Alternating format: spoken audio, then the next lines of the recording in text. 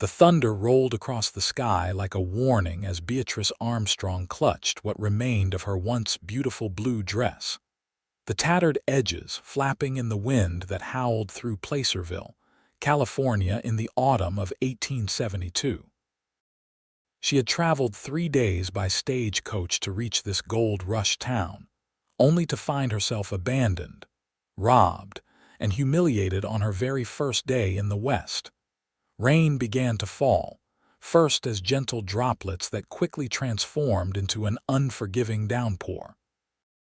Beatrice's honey-blonde hair, once neatly pinned beneath her bonnet, now hung in wet strands around her face. The small valise containing her remaining possessions felt impossibly heavy as she trudged through the muddy street, searching for shelter. Her tears mingled with the raindrops streaming down her face, but she refused to give up, even as passers-by stared at her torn clothing and disheveled appearance with either pity or disdain. "Miss," a deep voice called out from behind her. "Miss, you'll catch your death out here." Beatrice turned, ready to defend herself against another potential threat, when she saw him tall and broad-shouldered, sitting atop a chestnut mare. His face was partially obscured by the brim of his hat, but she could make out a strong jaw shadowed with stubble. Unlike the others who had simply stared, this man was already dismounting, shrugging off his long canvas duster. "Take this," he said, his voice gentler than his rugged appearance suggested. Before she could protest, he draped the coat around her shoulders. It was warm from his body and smelled of leather, horses, and something indefinably masculine. "Name's Ethan Winters. Whatever trouble you're in, madam, I reckon it can wait until you're dry." Beatrice clutched the coat around her shoulders, momentarily speechless at this unexpected kindness. "Thank you, Mr. Winters. I'm Beatrice Armstrong. I've just arrived in Placerville, and Her voice faltered as the humiliation of her situation washed over her anew. Ethan's blue eyes narrowed as he took in her torn dress and the bruise forming on her cheek. "Someone did this to you." It wasn't a question. Beatrice nodded, struggling to maintain her composure. "The man who was supposed to meet me, my uncle's business partner, he had other intentions. When I refused his advances, he took my money, my papers, everything." Ethan's jaw tightened. "This town ain't perfect, Miss Armstrong, but we don't tolerate men who prey on women." He glanced at the darkening sky. "Let's get you somewhere safe first. My sister works at the hotel. She can help you with some dry clothes." Beatrice hesitated, remembering all too well the warnings her mother had given her about trusting strangers, especially men. But as another clap of thunder shook the sky, she realized she had little choice. "I have no money to pay for a room, Mr. Winters." The corner of his mouth lifted in a small smile that transformed his face, making him appear younger and less severe. "Let me worry about that. For now, you need shelter and a hot meal." He offered his arm, and after a moment's hesitation, Beatrice took it. His steady presence beside her felt like an anchor in a world that had suddenly become frighteningly unpredictable. Ethan led her to his horse and helped her mount, before climbing up behind her. The intimacy of sharing a saddle with a stranger made Beatrice tense, but Ethan maintained a respectful distance as much as the situation allowed. He guided the mare through the rain-soaked streets toward a 2-story building with a sign that read, "Placerville Grand Hotel." "It ain't actually grand," he said with a hint of amusement in his voice, "but it's clean, and my sister keeps the place honest." Inside, the lobby was warm and mercifully dry. A few men seated in leather chairs glanced up at their entrance, but quickly returned to their newspapers when Ethan gave them a hard look. A petite woman with the same striking blue eyes as Ethan emerged from behind the front desk. "Ethan." What on earth? Her gaze fell on Beatrice and her expression immediately softened. "Oh, you poor thing." Emma, this is Miss Armstrong. She needs a room and some dry clothes. Her belongings were stolen. Emma Winters nodded briskly. All business now. Of course. Come with me, Miss Armstrong. I'll take care of you. Beatrice turned to Ethan, suddenly reluctant to part with the first person who had shown her kindness in this strange town. Your coat, Mr. Winters. Keep it for now, he said, his voice low. I'll check on you tomorrow, make sure you're settled. And Miss Armstrong. His expression darkened. I'll find the man who did this to you. Beatrice followed Emma up a narrow staircase to a small but clean room with a window overlooking the main street. Now, away from prying eyes, her composure finally crumbled. She sank onto the edge of the bed and buried her face in her hands. Emma sat beside her, placing a gentle hand on her back. There. You're safe now. My brother may look rough around the edges, but he's the best man in Placerville. If he's watching out for you, you've nothing to fear. I don't know what I'm going to do, Beatrice confessed. I came here to start a new life, to work for my uncle's store. Now I have nothing, no money, no references, not even a change of clothes. First things first, Emma said practically. A hot bath and some clean clothes, then food. Everything else can wait until morning. True to her word, Emma arranged for a bath to be brought up, along with a simple but clean dress that was only slightly large on Beatrice's frame. Over a bowl of hearty stew in the hotel's small dining room, Beatrice told Emma the full story. I received a letter from my uncle 3 months ago, offering me a position in his mercantile store after my parents passed away. He sent money for my passage, but when I arrived today, it wasn't my uncle waiting for me, but his partner, Mr. Reeves. She paused, the memory still raw. He told me my uncle had died 2 weeks ago and that all arrangements had changed. He offered to take care of me instead. Her voice caught. When I refused, he became angry. He tore my dress trying to. She couldn't continue. Emma's expression hardened. Did he violate you? No, Beatrice said quickly. Some men came around the corner and he released me. But he took everything, my reticule with all my money, my papers, even the letter from my uncle that had his address. That snake, Emma muttered. I know of Reeves. Slimy fellow who's been trying to take over businesses all over town since the gold rush slowed down. She reached across the table and squeezed Beatrice's hand. Rest tonight. Tomorrow we'll figure this out. My brother will help, he always does. That night, in the unfamiliar bed, Beatrice stared at the ceiling, listening to the rain against the window. She clutched Ethan's coat, which she had kept beside her despite Emma providing a warm quilt. There was something comforting about it, about knowing that in this town of strangers, at least one person had seen her distress and chosen to help rather than harm. Morning came with clear skies and a knock at her door. Emma entered with a tray of breakfast and news. Ethan's downstairs. He's been asking around about Reeves and your uncle's store. He'd like to speak with you when you're ready. Dressed in the borrowed clothes and with her hair neatly arranged, Beatrice felt more like herself as she descended to the lobby.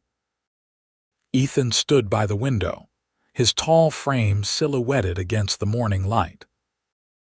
He turned at her approach, and Beatrice was struck by how different he looked in daylight, younger than she'd initially thought, perhaps 30, with lines at the corners of his eyes that spoke of squinting against the sun.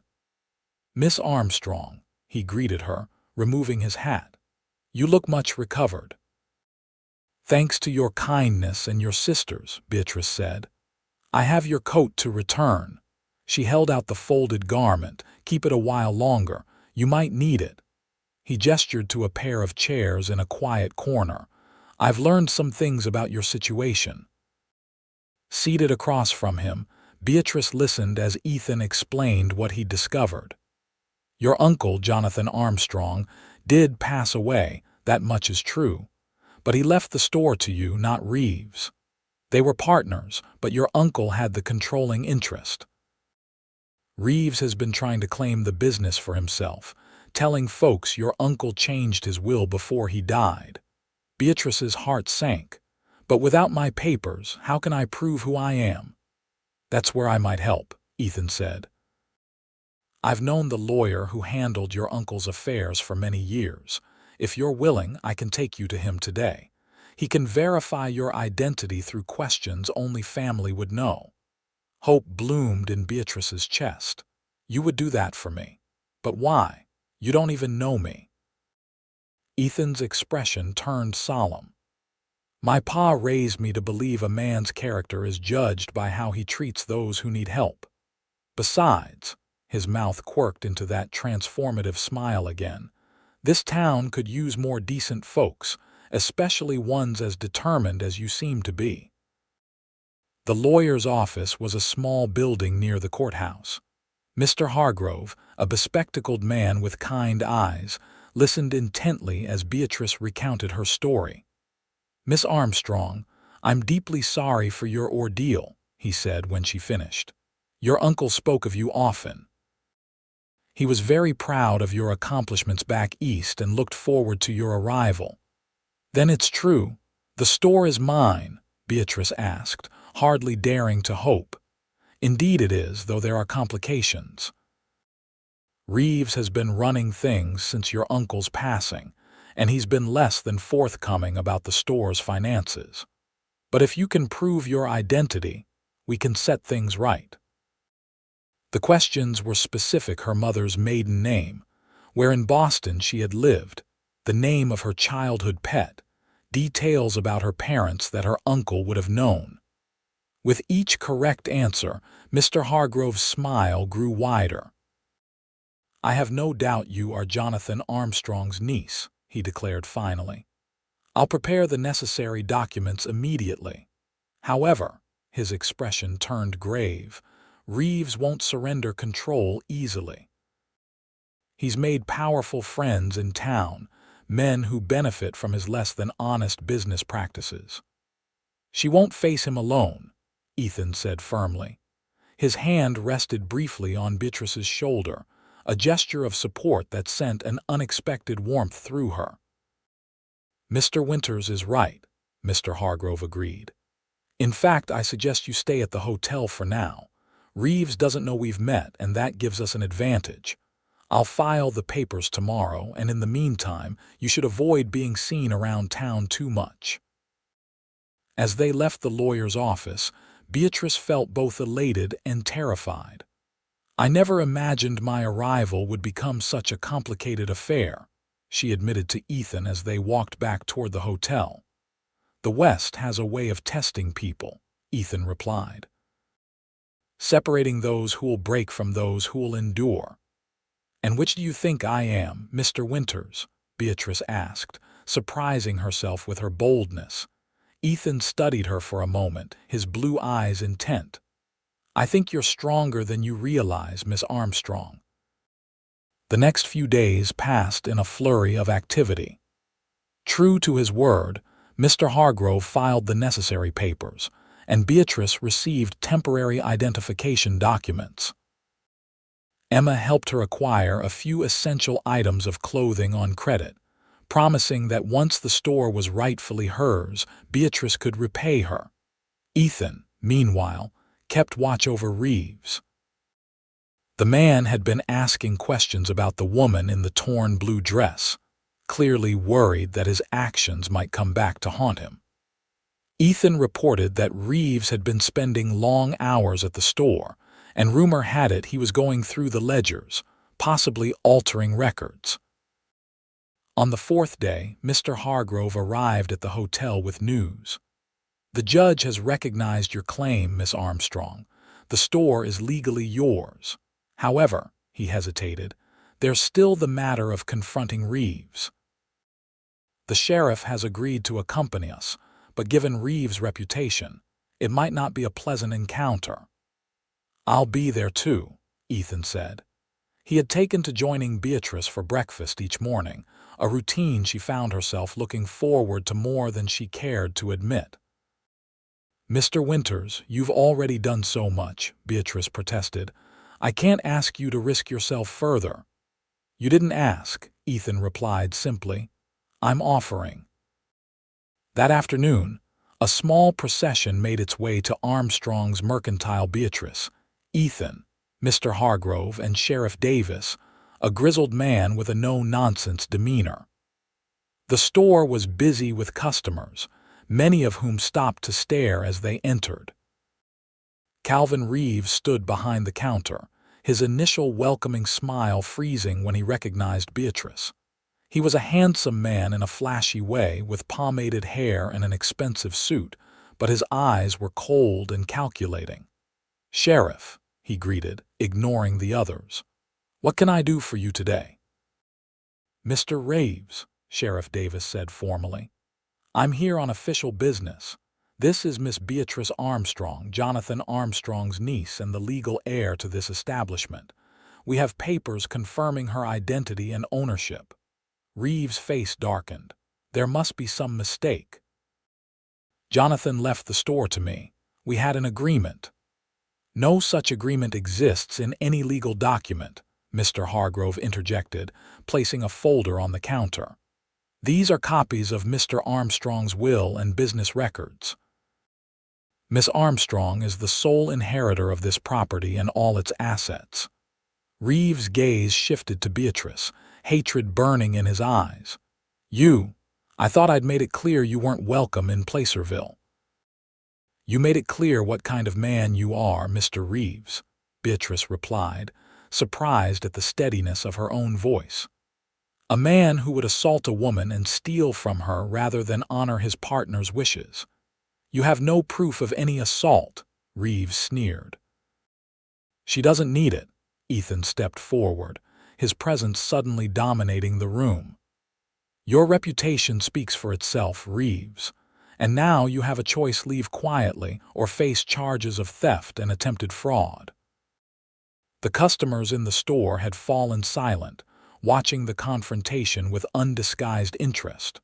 Reeves glanced around, clearly calculating his options.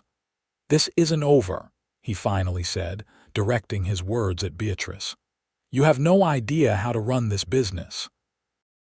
You'll fail within a month, and when you do, I'll be waiting." "That's enough," Sheriff Davis intervened. "Mr. Reeves, you'll vacate the premises immediately. Any personal belongings can be collected later under supervision."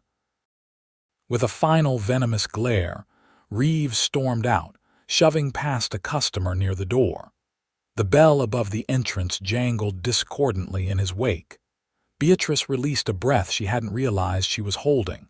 Her legs felt suddenly unsteady, and she gripped the edge of the counter for support. "You did well," Ethan murmured, close beside her. "Not many would have stood their ground like that." "Indeed," Mr. Hargrove agreed. "Now, Sheriff Davis will need to inventory the store with you, Miss Armstrong, to ensure nothing of value has been removed. And I would suggest changing the locks immediately."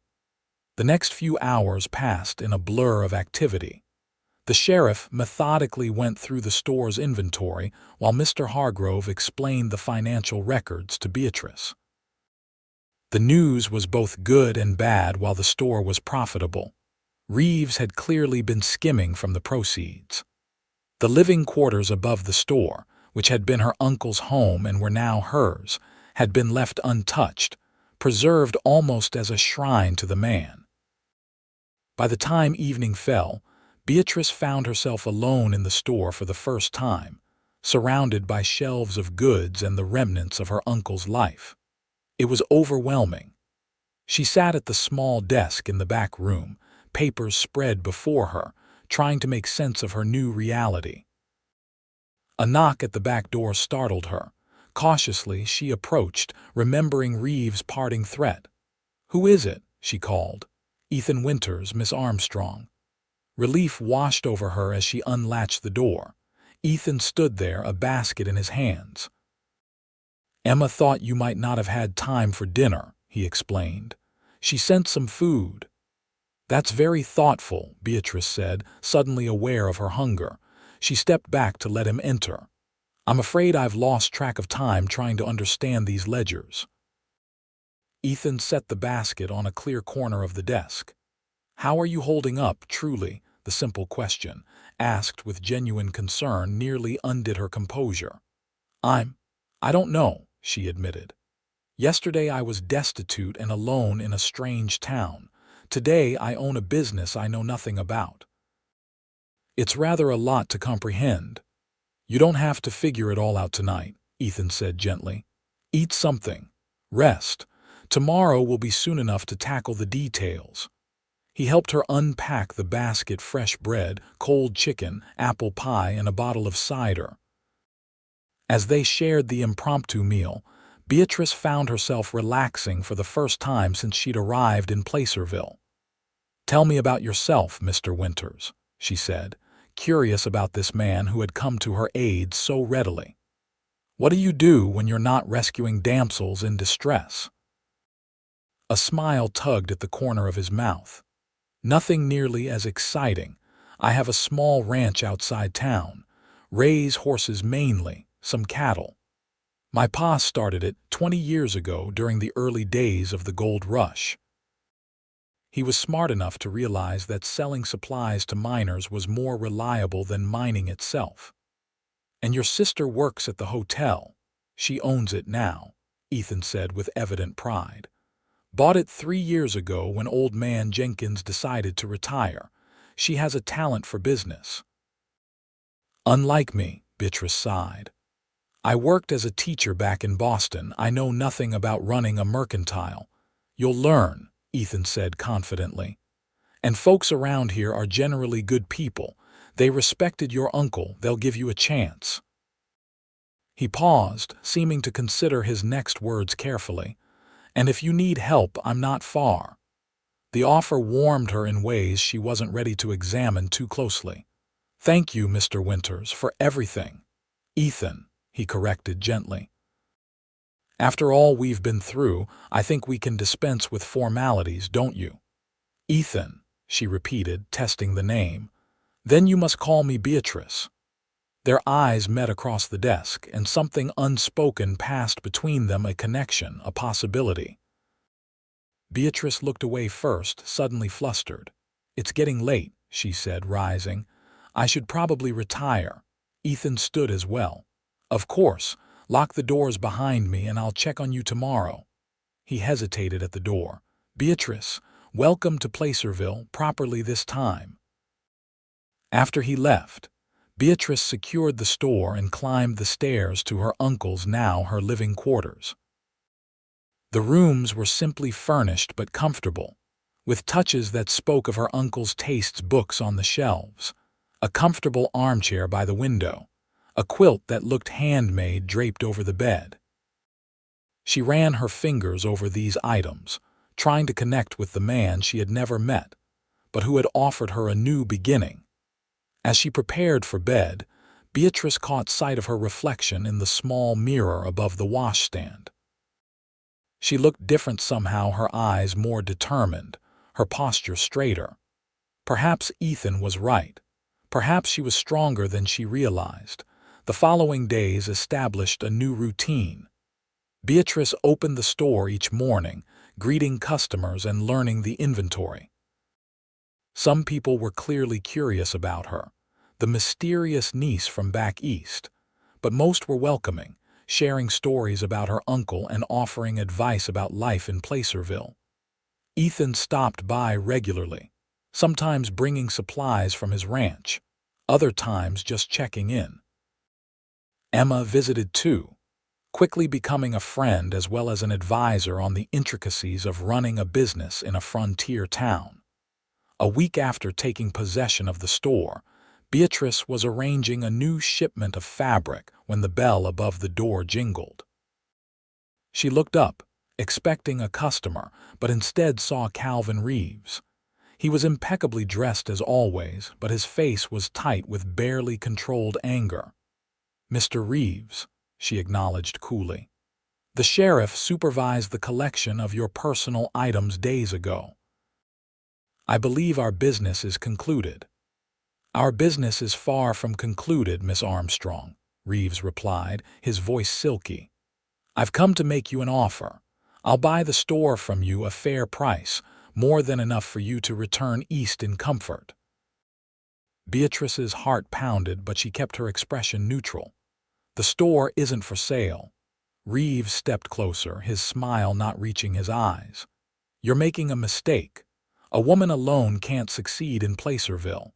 This town has ways of discouraging those who don't belong." "Are you threatening me, Mr. Reeves?" "Consider it friendly advice," he said, examining a bolt of calico with false interest. "Things happen in frontier towns. Fires, robberies, unfortunate accidents. It would be a shame if your uncle's legacy were to meet with such a fate." Before Beatrice could respond, the door opened again and Ethan entered. He assessed the situation in a glance, his expression hardening as he moved to Beatrice's side. "Problem here?" he asked, not taking his eyes off Reeves. "Not at all," Reeves replied smoothly. "Miss Armstrong and I were just discussing business opportunities."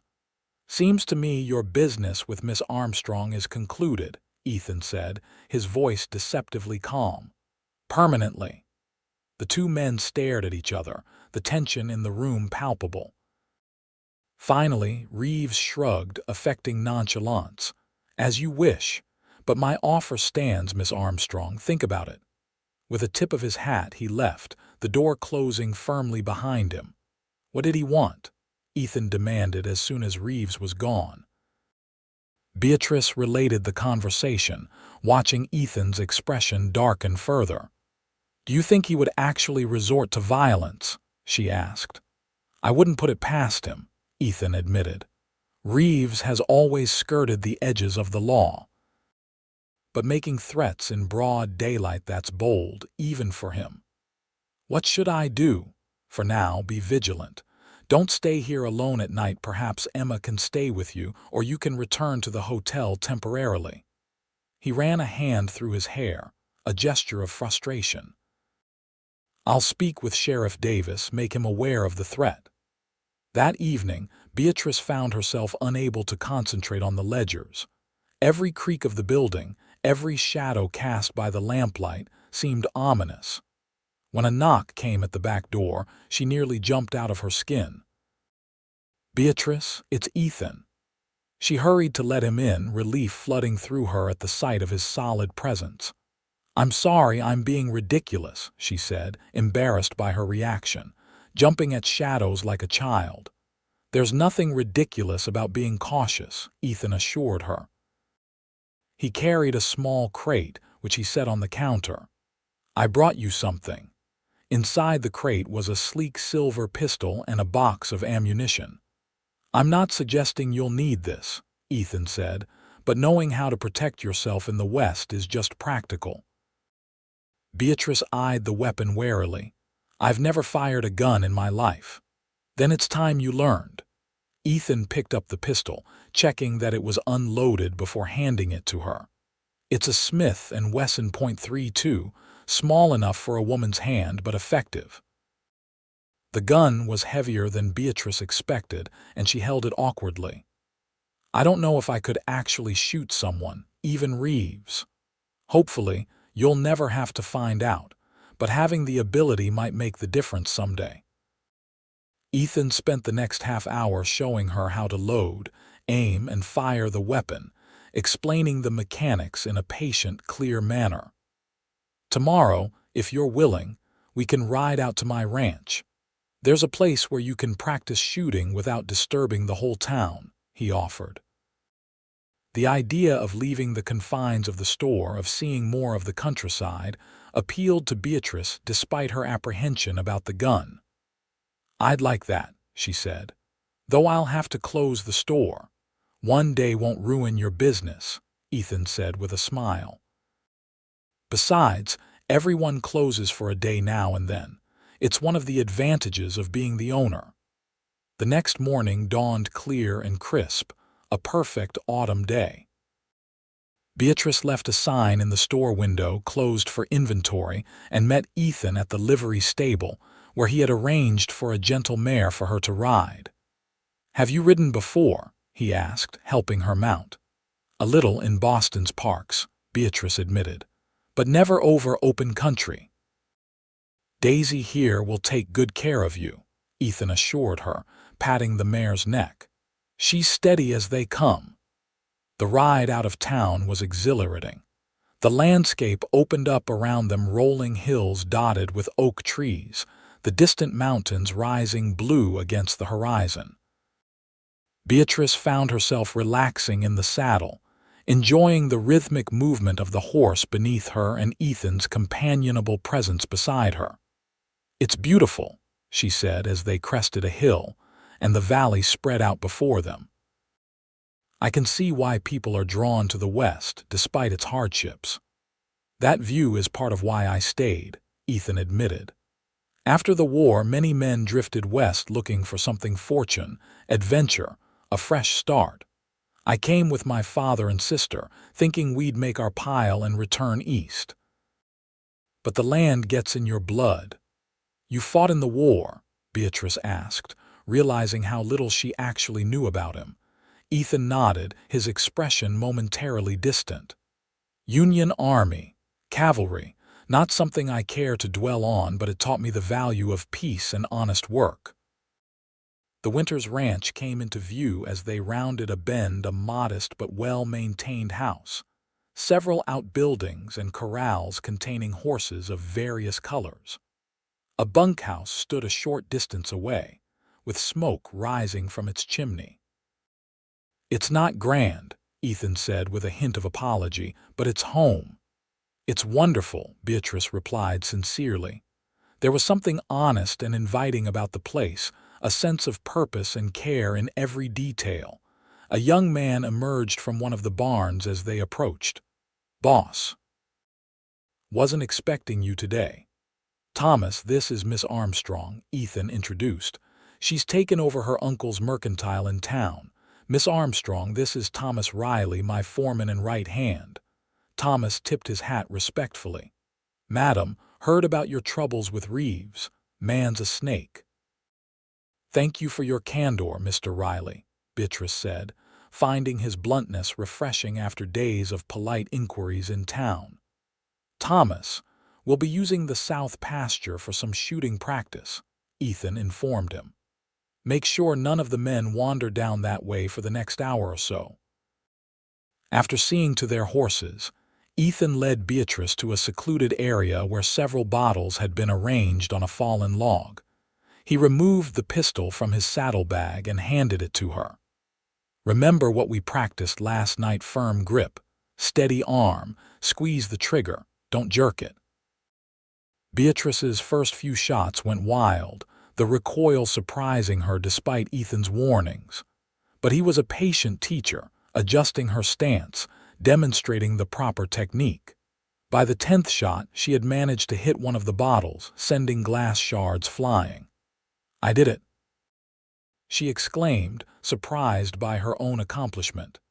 "You're a natural," Ethan said, his approval warming her more than it should have.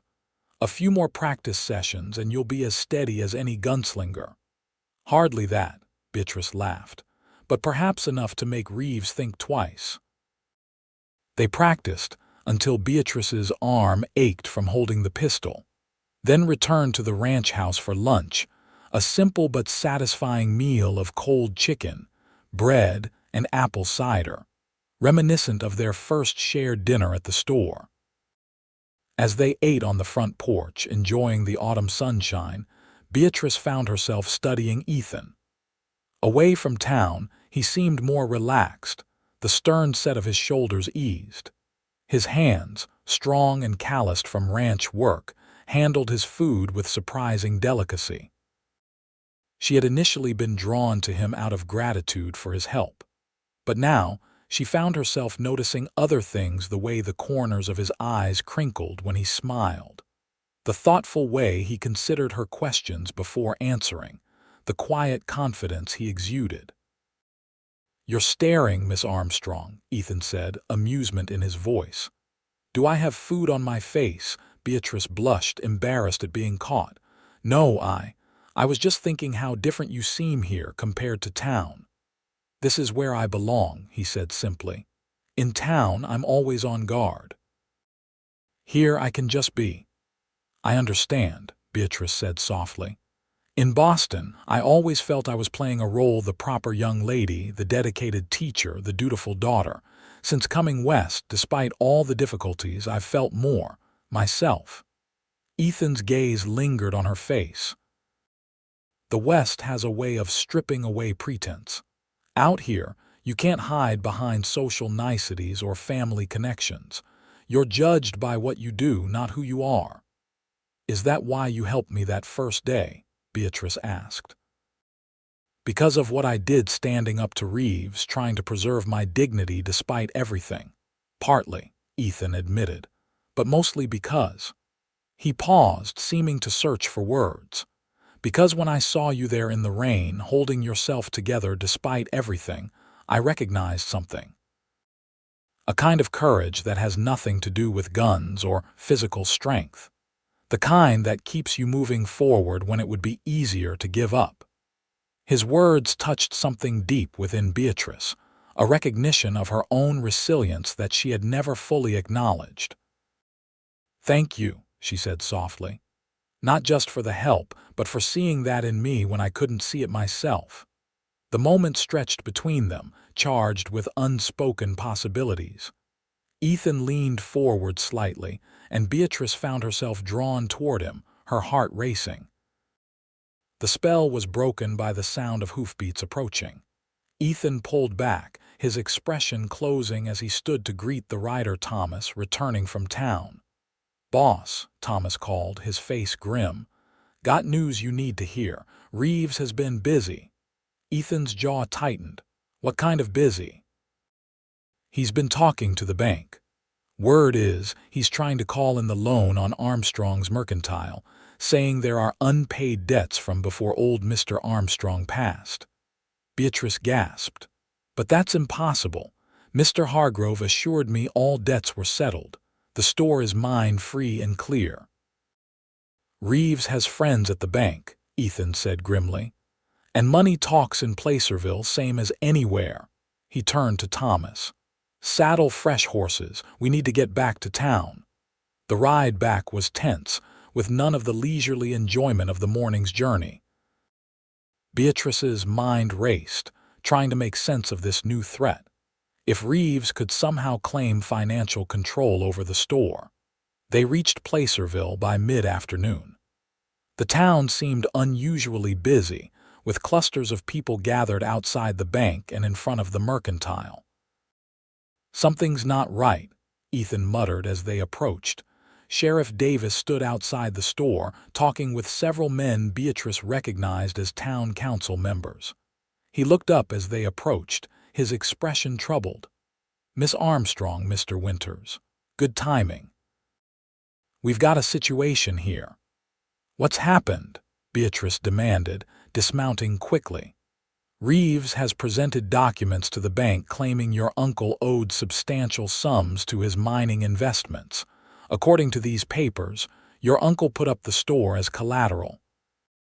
The sheriff held up a hand as Beatrice started to protest. "Now, I ain't saying these documents are legitimate. In fact, they look mighty suspicious to me, but the bank president is considering them seriously." "This is absurd," Beatrice fumed. "My uncle would never have risked his business on mining speculation, and Mr. Hargrove would have mentioned any outstanding debts." "Hargrove's been called to Sacramento on legal business," the sheriff informed them. "Convenient timing, wouldn't you say? He won't be back for at least a week." Ethan's expression had darkened with each word. "Where's Reeves now?" "At the bank, meeting with President Wheeler. They've called a hearing for tomorrow morning to review the evidence." Sheriff Davis looked genuinely regretful. "I'm sorry, Miss Armstrong. I've known your uncle for years, and this doesn't sound like him, but without Hargrove here to verify the documents." "Then we'll have to find proof ourselves," Ethan said decisively. "Beatrice, did your uncle keep copies of his business agreements? Contracts, receipts, anything that might contradict Reeves' claims?" Beatrice thought quickly. There's a strong box in his desk. I haven't gone through it thoroughly yet. There were so many other things to attend to first. Then that's where we start, Ethan said. He turned to the sheriff. Can you keep the store secure tonight? I don't trust Reeves not to try something underhanded before the hearing. Sheriff Davis nodded. I'll have a deputy watch the place, but be careful, both of you. Reeves has powerful friends and he's not above playing dirty. Inside the store, Beatrice led Ethan to her uncle's desk. The strongbox was locked, but the key hung on a chain around her neck, along with the store keys, a precaution Emma had suggested. The box contained a variety of documents, property deeds, bank statements, personal correspondence. Together, they spread the papers across the desk, searching for anything related to Reeves or mining investments. Here, Beatrice said after an hour of methodical examination. A letter from Reeves dated last year, proposing a mining investment. And here's my uncle's reply. He declined, stating he preferred to focus on the mercantile. That helps, Ethan said, but it doesn't directly contradict the loan documents Reeves produced. We need something more concrete. They continued searching as the afternoon turned to evening. Emma joined them, bringing food and an extra lamp. The three worked in focused silence, examining every scrap of paper for evidence that might save Beatrice's inheritance. It was nearly midnight when Emma made a discovery. Look at this, she said, holding up a leather-bound ledger different from the store accounts. It seems to be a personal journal. The entries go back years. Beatrice took the book reverently. My uncle's diary. She began to flip through the pages, scanning the neat handwriting for recent entries. Here, just 2 months ago, Reeves approached again about the Broken Ridge claim. Offered to buy into it if I would put up the store as collateral. Refused, of course. The man's persistence is becoming troublesome. Perhaps it's time to dissolve our partnership entirely. That's it, Ethan exclaimed. Proof that your uncle specifically refused to risk the store on Reeves' mining schemes. Will it be enough? Beatrice worried. It's just his word against Reeves' documents. It's a start, Emma said practically. And combined with the correspondence you found earlier, it establishes a pattern. Reeves repeatedly trying to gain control of the store, your uncle repeatedly refusing. Ethan nodded thoughtfully. There's something else we should look for. If Reeves forged loan documents, he might have practiced first or kept drafts. Did your uncle have any other properties or storage areas? Beatrice considered. I don't think so, but... She paused, remembering something. Wait. When I was arranging the storeroom yesterday, I noticed a section of the floorboards that sounded hollow when I stepped on it. I thought nothing of it at the time. They moved to the storeroom, pushing aside crates and barrels until they located the section Beatrice had mentioned. Sure enough, one of the floorboards was loose, and beneath it was a small space containing a metal box.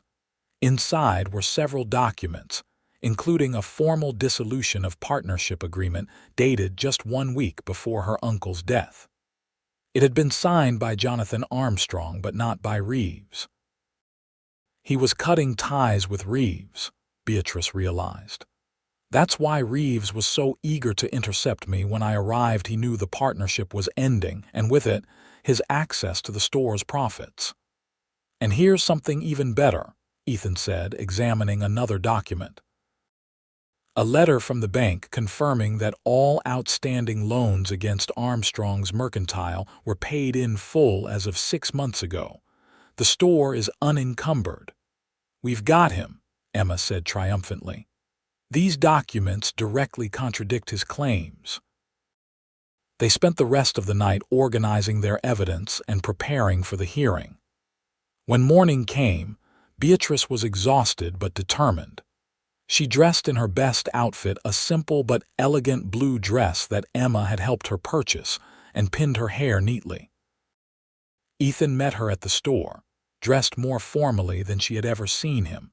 though he still wore his gun belt, a subtle reminder that in Placerville, legal battles sometimes spilled over into more direct confrontations. "Ready?" he asked, offering his arm. Beatrice took a deep breath, steadying herself. "Ready." The town hall was crowded when they arrived. It seemed the entire community had turned out for the hearing. Reeves sat at the front with an oily-looking man Beatrice assumed was his lawyer. He smirked when he saw her, clearly confident in his victory. The bank president, a portly man named Wheeler, called the meeting to order. "We are gathered to address the matter of outstanding debts against Armstrong's Mercantile, as claimed by Mr. Calvin Reeves. Mr. Reeves has presented documents indicating that the late Jonathan Armstrong borrowed substantial sums using the store as collateral. These loans, if valid, would take precedence over inheritance claims." Reeves' lawyer stood, presenting the allegedly forged documents with flourish. "As you can see, Mr. Armstrong signed these loan agreements just 1 month before his untimely demise. The total amount outstanding is $5,000, a sum which Mr. Reeves is willing to forgive in exchange for ownership of the Mercantile." Murmurs rippled through the crowd. $5,000 was an enormous sum in Placerville. When it was Beatrice's turn to speak, she rose with dignified calm. "Gentlemen, these documents are forgeries. My uncle never agreed to such loans, and I have evidence to prove it." One by one, she presented the items they had discovered, the correspondence showing her uncle's repeated refusals to invest in mining ventures, the journal entries expressing distrust of Reeves, the bank letter confirming all loans were paid in full, and finally, the unsigned dissolution of partnership. "My uncle was terminating his business relationship with Mr. Reeves," she concluded. "That, I believe, is the true motivation behind these false claims. Mr. Reeves saw his access to my uncle's business slipping away and resorted to desperate measures to maintain control." The evidence was compelling, but Reeves wasn't finished. He rose, his face a mask of injured innocence. "These so-called proofs prove nothing. Armstrong was a secretive man. He could easily have kept certain financial arrangements private, especially speculative investments he might have been embarrassed to acknowledge publicly. As for the dissolution agreement, he drafted it, but never presented it to me. Perhaps he had second thoughts." The meeting devolved into heated argument, with townspeople taking sides. Beatrice began to fear that without Mr. Hargrove's legal expertise, the matter might not be resolved in her favor. Then, unexpectedly, an elderly man rose from the back of the room. "I'd like to speak, if I may." President Wheeler nodded. "Go ahead, Mr. Jenkins." "I've known Jonathan Armstrong for 30 years, the old man began. "We came to California together during the early days of the gold rush. Jonathan wasn't just a businessman, he was my friend." He turned to face Reeves directly. "And he told me, not 3 weeks before he died, that he was cutting ties with you, Reeves. Said you were trying to pressure him into risky investments, trying to get your hands on his store. Said he didn't trust you as far as he could throw you." More voices joined in, other longtime residents, with similar stories of Jonathan Armstrong's caution in business and his growing distrust of Reeves. The tide of opinion in the room was clearly turning. Reeves, sensing defeat, made a last desperate attempt. "This is all hearsay." "The documents speak for themselves." "Perhaps they do," said Sheriff Davis, who had been quietly observing the proceedings. "Miss Armstrong, may I see those loan agreements again?" Beatrice handed them over. The sheriff examined them carefully, then held one up to the light. "Interesting. The watermark on this paper is from the Fraser mill. That mill didn't start producing paper until 3 months ago, yet these documents are supposedly 6 months old." The room erupted in outrage. Reeves, seeing his scheme unraveling, lunged for the documents, but Ethan intercepted him, gripping his arm firmly. "I think we've heard enough," President Wheeler declared. "These loan agreements are clearly forgeries. Miss Armstrong's claim to the mercantile stands unchallenged." Reeves wrenched free of Ethan's grasp. "This isn't over," he snarled at Beatrice. "You'll regret crossing me." "Mr. Reeves," Sheriff Davis said sternly, "you're facing potential charges of forgery and fraud. I suggest you watch your words carefully." The meeting adjourned with Beatrice's ownership of the store confirmed beyond dispute. As people filtered out of the town hall, many stopped to congratulate her or to share memories of her uncle. It was overwhelming but heartening evidence that she was being accepted by the community her uncle had valued so highly. Ethan stayed by her side throughout, a steady presence as she navigated this new social landscape. When they finally had a moment alone outside the town hall, Beatrice turned to him, her eyes bright with unshed tears of relief and gratitude. "I don't know how to thank you," she said. "Without your help, I might have lost everything." "You would have fought just as hard on your own," Ethan replied, his voice gentle, "but I'm glad I could help." He hesitated, then added, "Beatrice, I've been thinking. Reeves isn't the type to accept defeat gracefully. Until he's formally charged and dealt with, you might not be safe staying above the store alone." "What do you suggest?" Beatrice asked, though she suspected she knew what was coming. "You could stay at the hotel again with Emma. Or—" He paused, seeming uncharacteristically uncertain. "You could consider my offer." "Which is marriage." The word hung between them, startling in its directness. "I know it's sudden and perhaps not the romantic proposal you might have dreamed of. But it would provide you with protection, legal and otherwise. Reeves would think twice about crossing a married woman, especially if that woman is Mrs. Ethan Winters." Beatrice stared at him, momentarily speechless. "Ethan, are you proposing a marriage of convenience?" He met her gaze steadily. "It would start that way, perhaps. But Beatrice, I think you know my feelings for you have grown beyond mere concern or duty. I admire your courage, your determination. I enjoy your company more than I've enjoyed anyone's in years. I believe we could build a good life together in time." The pragmatic offer was so characteristic of him, direct, honest, without flowery declarations or false promises. And yet, there was something deeply romantic about it too, the offering of his name, his protection, his life, to a woman he had known for mere weeks. I need time to think," Beatrice said finally. "This is so unexpected." "Of course," Ethan said, stepping back slightly. "Take all the time you need. The offer stands regardless of your answer." That evening, alone in her uncle's quarters above the store, Beatrice paced restlessly, turning Ethan's proposal over in her mind. Marriage had always been an abstract future possibility in her life, something she had assumed would happen eventually, but had never actively pursued. Her teaching career in Boston had provided independence and purpose, and while she had received a few offers over the years, none had seemed worth sacrificing that independence for. Ethan's proposal was different. He wasn't asking her to give up her store or her newfound place in the community. If anything, marriage to him would strengthen her position.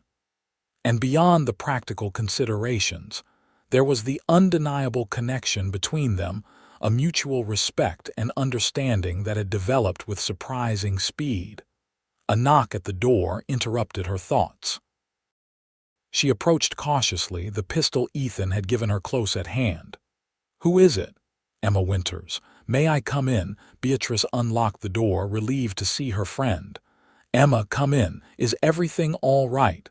"Everything's fine," Emma assured her, stepping inside.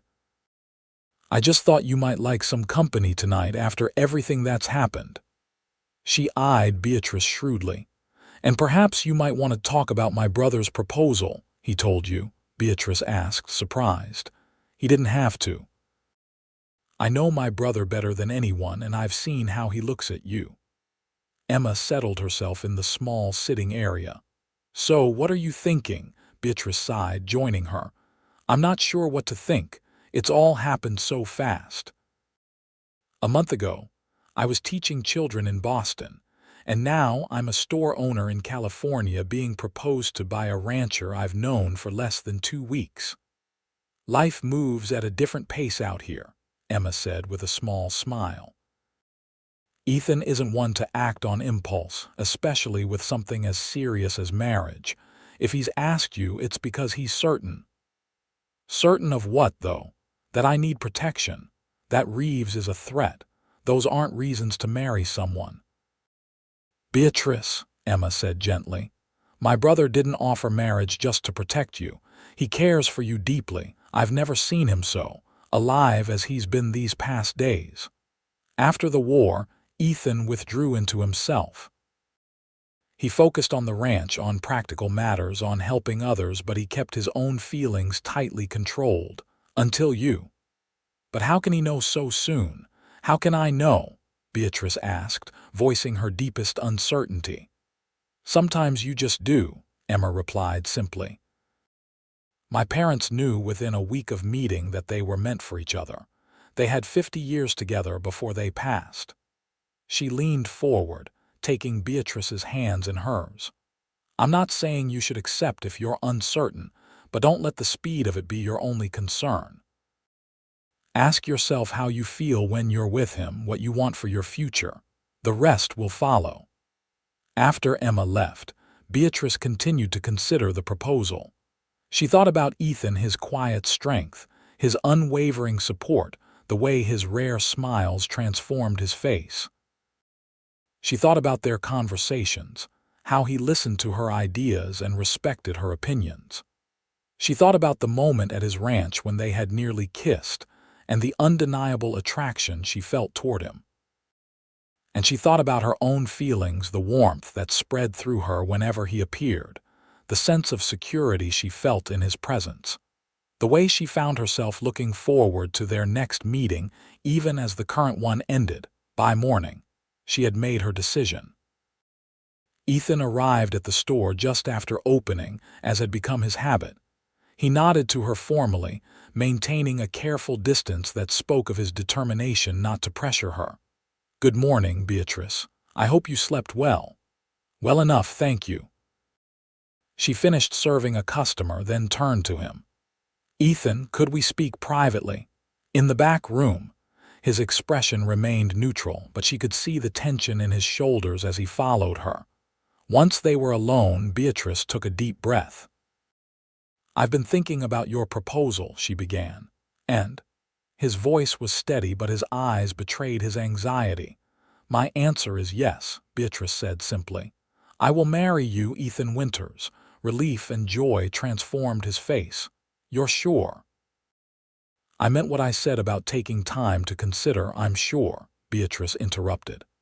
"Perhaps it is fast by conventional standards, but as Emma reminded me, life moves differently here, and my feelings for you are—" She hesitated, suddenly shy, "deeper than I expected to feel so soon. I trust you, I respect you, and I believe we could build a good life together." Ethan closed the distance between them in 2 strides, taking her hands in his. "Beatrice Armstrong, you've made me the happiest man in California." He reached into his pocket and withdrew a small box. "I've been carrying this around for days, hoping but not daring to expect." Inside the box was a ring, a simple gold band set with a small but perfect diamond. "It was my mother's," Ethan explained. "Pa gave it to me before he died, said I should save it for when I found the right woman." As he slipped the ring onto her finger, Beatrice felt a rush of emotion, joy mixed with a touch of apprehension at the magnitude of the step she was taking. But underlying it all, a deep certainty that this was right. Ethan's hands, so steady with a gun or a horse, trembled slightly as he held hers. I'm not a poetic man, Beatrice. I can't promise you grand adventures or fancy living, but I can promise to cherish you, to respect you, to stand by you through whatever comes. I'll be a good husband to you if you'll let me." "That's all I could ask for," Beatrice replied softly. "And I promise the same to you." The distance between them vanished as Ethan pulled her gently into his arms. Their first kiss was tentative, a question and an answer, a promise and a beginning. When they parted, both were smiling, the joy of the moment undiminished by its simplicity. "When?" Ethan asked. "When would you like to be married?" "Soon," Beatrice decided. "There's no reason to wait, is there? We could ask Reverend Collins to perform the ceremony next Sunday." "Next Sunday it is," Ethan agreed. "That gives us just enough time to prepare and for news to spread through town. I want everyone to know that you're to be my wife, that you'll have the Winters name and all the protection that comes with it." The news of their engagement spread quickly through Placerville. Most reactions were positive congratulations, well wishes, offers of help with wedding preparations. A few eyebrows were raised at the speed of the courtship. But as Emma had predicted, such swift romances were not uncommon in frontier towns where life was uncertain and opportunities for happiness were seized when they appeared. Reeves, when he heard the news, was reportedly furious. He had been formally charged with forgery and fraud, but had posted bail and remained in town, a fact that kept Beatrice on edge despite her happiness. The wedding preparations occupied most of Beatrice's time over the next few days. Emma helped her alter a dress, a lovely ivory silk, that had belonged to a customer who had ordered it from back east, but then decided it was too fancy for Placerville, and had traded it for store credit. With some adjustments, it fit Beatrice perfectly, the simple lines and subtle lace details suiting her slender frame. The Sunday of the wedding dawned clear and mild, a perfect autumn day. Beatrice dressed with Emma's help, her hands shaking slightly with anticipation. "You look beautiful," Emma assured her, arranging the lace veil. "My brother won't know what hit him." The church was filled to capacity when Beatrice arrived. It seemed the entire town had turned out for the event, curious to witness the culmination of what had become Placerville's most talked-about romance. At the altar stood Ethan, more formally dressed than she had ever seen him, his usually wild hair tamed and his face freshly shaven. The expression in his eyes as she walked toward him banished any lingering doubts she might have harbored. This was no marriage of convenience, at least, not merely that. There was love there, new and still developing, but real nonetheless. The ceremony was simple but moving. Reverend Collins spoke of the sanctity of marriage, the commitment it represented, the building of a life together in partnership and mutual respect. When it came time for the vows, Ethan's voice was clear and confident, his eyes never leaving Beatrice's face. Her own voice trembled slightly as she repeated the ancient promises, but her conviction was unwavering. "I now pronounce you man and wife," Reverend Collins declared. "Mr. Winters, you may kiss your bride." The kiss was brief but tender, mindful of the audience but still conveying the depth of Ethan's feelings. As they turned to face the congregation, now husband and wife, Beatrice felt a surge of joy and certainty. Whatever challenges lay ahead, they would face them together. The celebration that followed at the hotel was lively and warm. The townspeople had contributed food and drink, music was provided by a local fiddler, and even Sheriff Davis unbent enough to lead a toast to the happy couple. "To Ethan and Beatrice Winters," he proclaimed, raising his glass. "May your union be blessed with happiness, prosperity, and many children to carry on the Winters name." Cheers and laughter followed the toast. Beatrice, seated beside Ethan at the head table, felt her cheeks warm at the reference to children, a topic they had not yet discussed in detail. "Ignore Davis," Ethan murmured, noticing her blush. "He gets sentimental at weddings." "It's not that," Beatrice replied quietly. "I was just thinking. I would like children someday. With you." Ethan's hand found hers under the table, his fingers intertwining with hers. "I'd like that too." "Very much." As the evening progressed, guests began to drift away, offering final congratulations. Emma approached, carrying a small wrapped package. "A wedding gift," she said, presenting it to them. "Something for your new home." Inside was a beautiful quilt, clearly handmade, with a pattern of stars against a deep blue background. "I started it when you first arrived in town," Emma admitted to Beatrice. "I had a feeling about you two from the beginning." "It's lovely," Beatrice said, deeply touched. "Thank you, Emma." When the last guests had departed, Ethan and Beatrice found themselves alone for the first time as husband and wife. Emma had insisted they stay at the hotel for their wedding night, having prepared the best suite for them. "Mrs. Winters," Ethan said softly, helping her remove the lace veil. "How does it sound?" "Wonderful," Beatrice replied truthfully. "Though I may need time to get used to it." "We have all the time in the world," Ethan assured her, drawing her into his arms. His kiss was different now, more confident, more passionate, a promise of the night to come. Later, as they lay together in the quiet darkness, Beatrice's head resting on Ethan's chest, she marveled at the strange twists of fate that had brought her to this moment. From the terror and humiliation of her arrival in Placerville to the joy and security of Ethan's love, it seemed almost too much change for a single month to contain. "What are you thinking about?" Ethan asked, his fingers gently stroking her hair. "About how differently things might have turned out," Beatrice admitted. "If you hadn't been riding by that day, if you hadn't stopped to help a stranger with a torn dress and wounded pride." "I'll always be grateful that I did," Ethan said solemnly. "When I saw you there in the rain, something told me you were important, that helping you wasn't just the right thing to do, but something that would change my life." "And has it changed your life?" "For the better in every way," he assured her, pulling her closer. "I was existing before, Beatrice, going through the motions of living. Now, with you, I'm truly alive again."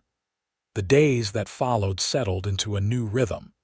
Beatrice continued to run the mercantile, now with the added authority of being Mrs. Ethan Winters. Ethan divided his time between the ranch and town, often helping at the store when his ranch duties allowed. They lived in the quarters above the mercantile during the week and spent weekends at the ranch, gradually blending their separate lives into a shared existence. The threat from Reeves lingered for a time. He remained in Placerville awaiting trial, occasionally making veiled threats or attempting to undermine Beatrice's business by spreading rumors about the quality of her goods or her ability to manage the store. But the community had largely sided with the Winters family, and his influence waned as his legal troubles mounted.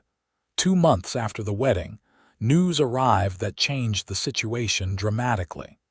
Sheriff Davis came to the store one afternoon, his expression grave. "Mrs.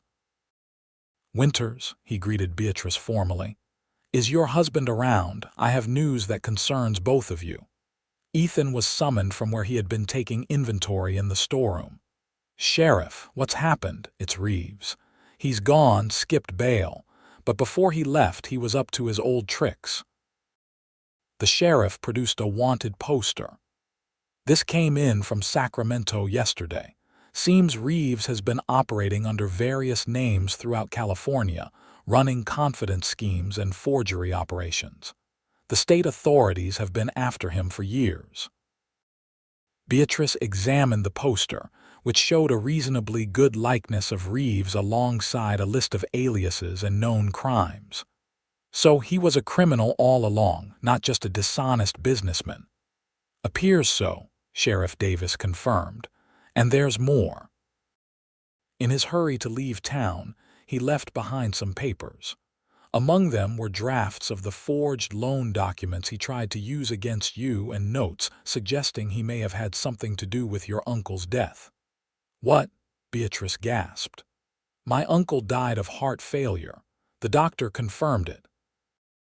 Heart failure that might have been helped along, the sheriff said grimly. Reeves had recipes for various poisons, including some that mimic natural causes. Nothing concrete enough to prove murder, but enough to raise serious questions. Ethan's arm went around Beatrice's shoulders, steadying her as she absorbed this shocking possibility. What's being done to find him? Posses have been dispatched from several towns. The state marshal is involved now. He won't get far, not with this many people looking for him. Sheriff Davis sighed heavily.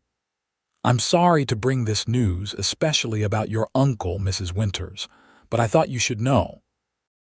After the sheriff left, Beatrice sat quietly, trying to process the revelation that her uncle's death might not have been natural, that Reeves might have murdered him to gain control of the store. Beatrice, Ethan's voice was gentle. Are you all right? I'm not sure, she admitted. To think that man might have killed my uncle, and then tried to. She couldn't continue, the horror of it overwhelming. He failed, Ethan reminded her firmly. In everything he tried to do, your uncle's legacy is safe in your hands. You're safe, and Reeves will face justice one way or another. Beatrice nodded, drawing strength from his certainty. You're right. Dwelling on what might have happened serves no purpose. We need to focus on the future, on building something positive from all of this. The future arrived sooner than they expected. Just a month later, as winter settled over Placerville, Beatrice made a discovery that changed their lives again. She was expecting a child. Ethan's reaction to the news was everything she could have hoped for. His eyes filled with tears of joy, and he lifted her in his arms, spinning her around the kitchen of their ranch house. Careful, she laughed. I'm in a delicate condition, remember, a baby, Ethan said in wonder, setting her gently on her feet. Our baby. When, doctor? Wilson thinks sometime in early summer, Beatrice told him. June, perhaps. The news of Beatrice's pregnancy brought a fresh wave of goodwill from the townspeople. Gifts began appearing at the store, hand-knitted baby clothes, a beautifully carved cradle from the town carpenter, preserved fruits and vegetables from farms outside town, to ensure the expectant mother had proper nutrition during the winter months. Christmas that year was especially joyful. Ethan and Beatrice hosted a dinner at the ranch for Emma and several friends, the house decorated with evergreen boughs and candles. As they sat around the fire after the meal, Ethan's arm around Beatrice's shoulders, she reflected on how much had changed in such a short time. From a lonely, frightened newcomer to a beloved wife, expectant mother, and respected business owner, the transformation seemed almost miraculous. Happy? Ethan asked quietly, noticing her pensive expression. Very, she assured him, leaning into his embrace. Just thinking about all we have to be grateful for. In February, news finally came of Calvin Reeves. He had been captured in Oregon, attempting to board a ship bound for Alaska. The evidence against him was overwhelming, not just for the forgery and fraud in Placerville, but for similar crimes across California. The likelihood of him ever returning to threaten Beatrice or anyone else in Placerville was effectively zero. It's over, Ethan said when Sheriff Davis brought the news. Truly over. With that final shadow lifted, they focused fully on preparing for their child's arrival.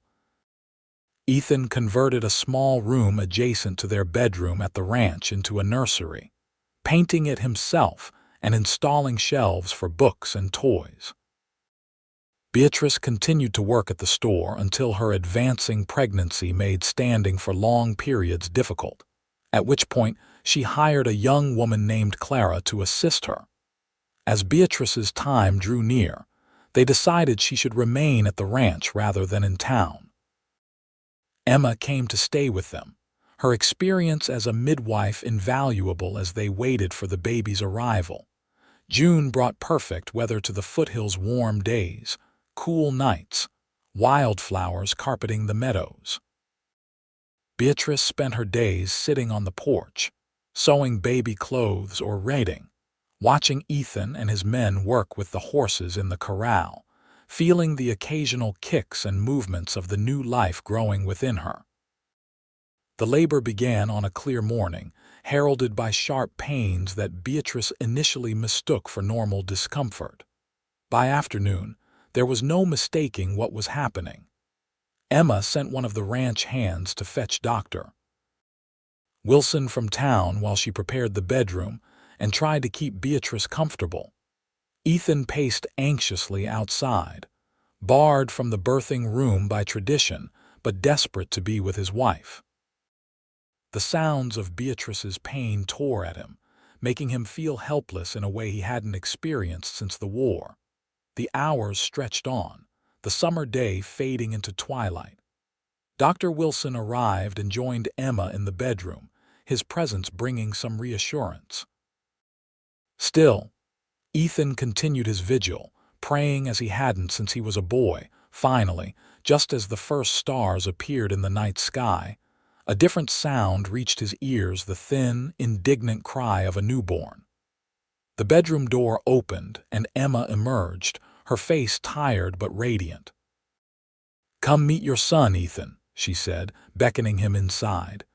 Beatrice lay propped against pillows, her face pale but wearing an expression of profound joy. In her arms was a small bundle wrapped in a soft blanket. She looked up as Ethan approached, her smile widening. "He's perfect," she whispered, pulling back the blanket to reveal a tiny face with a shock of dark hair. Ethan sat carefully on the edge of the bed, overwhelmed by the sight of his wife and child together. "He is," he agreed, his voice thick with emotion, "just like his mother." With trembling hands, he accepted the baby when Beatrice offered him, cradling his son with awe and trepidation. "He's so small, but strong," Dr. Wilson assured him from where he was packing his bag. "A healthy boy with good lungs, as you heard. What shall we name him?" Beatrice asked, watching father and son together with love shining in her tired eyes. "Jonathan," Ethan suggested. "After your uncle, Jonathan Winters." "Jonathan Ethan Winters," Beatrice amended. "So he carries both the men who made his life possible." The baby opened his eyes then, revealing irises as blue as his father's, and wrapped his tiny hand around Ethan's finger with surprising strength. It was a perfect moment, one that Ethan knew he would remember for the rest of his life, the beginning of something extraordinary. A family created from an act of simple human kindness on a rainy day. In the years that followed, the Winters family prospered. The ranch expanded, becoming one of the most successful in the region. Armstrong's mercantile continued to thrive under Beatrice's management, eventually with Clara as a partner when Beatrice decided to focus more on her growing family. Jonathan was joined by a sister, Emma Rose, 2 years later, and another brother, William, 2 years after that. The children grew up between town and ranch, equally at home in both worlds, learning the value of hard work, integrity, and compassion from parents who exemplified these qualities. Placerville itself changed with the times. The gold rush days faded into history as California matured into statehood. The railroad came, bringing new opportunities and challenges.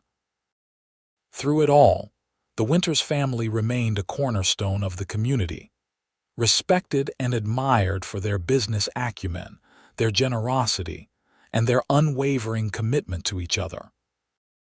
On their 20th wedding anniversary, Ethan surprised Beatrice with a gift, a locket containing miniature portraits of their children on one side and on the other a small scrap of blue fabric. "Is that?" Beatrice asked, recognizing the material. "From your dress," Ethan confirmed. "The one you were wearing when we met.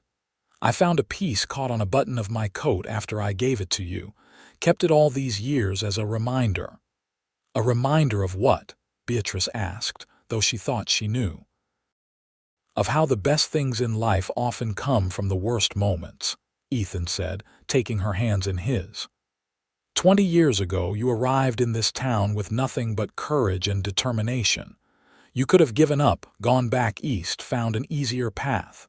Instead, you stayed and fought. And in doing so, you gave me the greatest gift I could have imagined: a life worth living, a family to love, a purpose beyond myself." Beatrice leaned forward, kissing him softly. 20 years had added lines to their faces and silver to their hair, but the connection between them remained as strong as ever, perhaps stronger, deepened by shared joys and sorrows, triumphs and challenges. "It was you who gave me that gift," she corrected gently. "When you offered your coat to a stranger in distress, when you offered your name to a woman in need of protection. Everything we have now grew from those simple acts of kindness." Later that evening, they sat on the porch of their ranch house, watching the sunset paint the Sierra foothills in gold and crimson. Their children were nearby: Jonathan, now attending university in San Francisco but home for the celebration; Emma Rose, 16 and dreaming of becoming a doctor; and William, 14, already showing his father's way with horses. "No regrets?" Ethan asked quietly, his hand finding Beatrice's as it had countless times over the years. "Not one," she replied without hesitation. "Every step of the journey brought us here, and here is exactly where I want to be." As twilight deepened into night, stars appearing one by one in the velvet sky, Beatrice thought back to that first day in Placerville, rain-soaked, frightened, her dress torn and her pride wounded. How impossible it would have seemed then to imagine this life, this love, this family. Yet here they were, proof that even the darkest beginnings could lead to the brightest futures. And it had all started with a torn dress, a stranger's kindness, and the offer of a coat and a name, simple acts that had changed everything.